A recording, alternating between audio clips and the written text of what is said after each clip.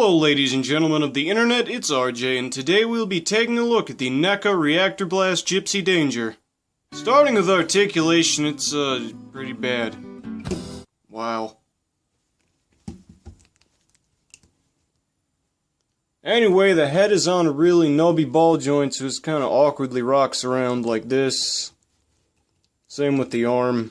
Just kind of aggressively flail your wires at the enemy. Ball joint for the shoulder armor. Can't really get a whole lot of movement, but it's definitely there. Can kind of help the arm swing out a little bit, but not as much as I'd prefer.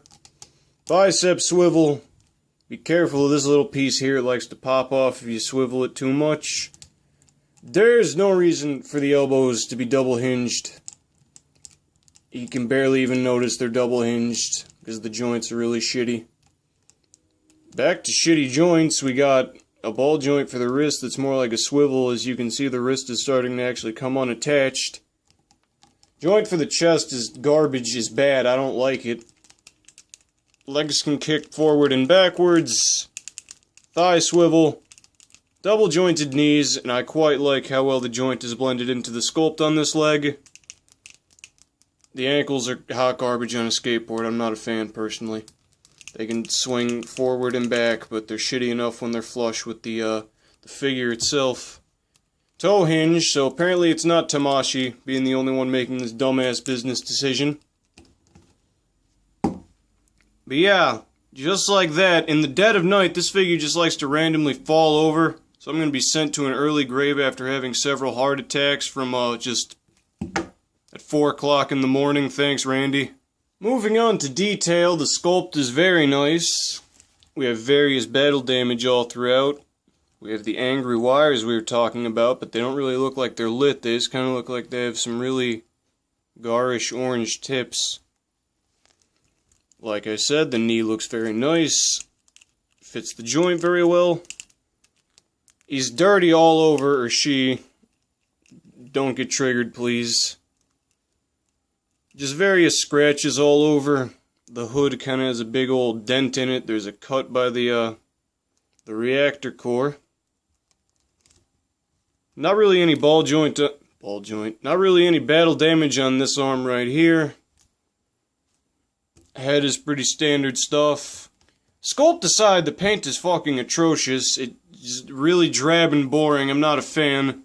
Now, I'm not saying they need to make it like baby blue with fucking lime green accents, but still a little bit of color variation aside from drab gold and dirty blue all over would have been much appreciated.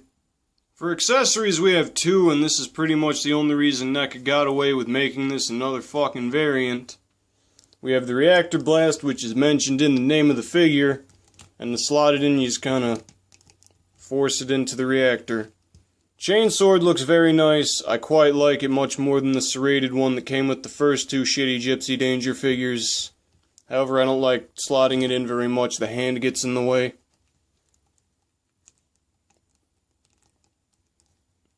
But yeah, posing him like this is how you're going to get a majority of your tips.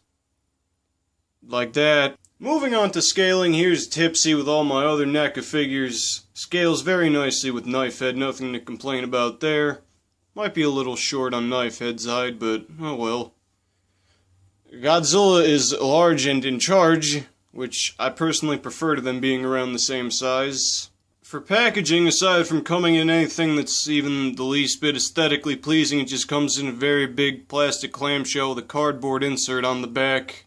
I threw mine away because it's giant plastic clamshell with a cardboard insert in the back. It cut my hand, so I had a little bit of a vendetta against it, so I just threw it away immediately. So overall, if you aren't afraid of your own house enough, this is the one-stop shopping destination for you. Don't. Please don't. The articulation's really bad.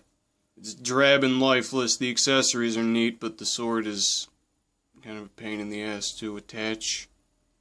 If you want a bit more of a comprehensive edition of the character, get the ultimate version. It doesn't come with all the accessories they all have, and it's got sticky and hairy paint, which is great.